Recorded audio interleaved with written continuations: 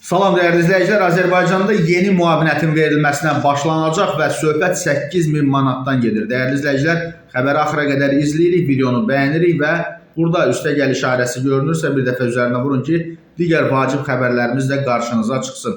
Değerli izləyicilər, Milli Məclisin deputatı Vüqar Bayramov bildirib ki, dövlət qulluğu haqqında qanuna təklif edilən dəyişikliklərə əsasən bir sıra hallarda vətəndaşlara yeni bir dəfəlik müavinətin verilməsi nəzərdə tutulur. Qanuna əsasən dövlət qulluqçusu vəfat etdikdə, habelə məhkəmə tərəfindən xəbərsiz itkin düşmüş hesab edildikdə və ya ölmüş elan edildikdə dövlət qulluğuna xitam verilə bilər.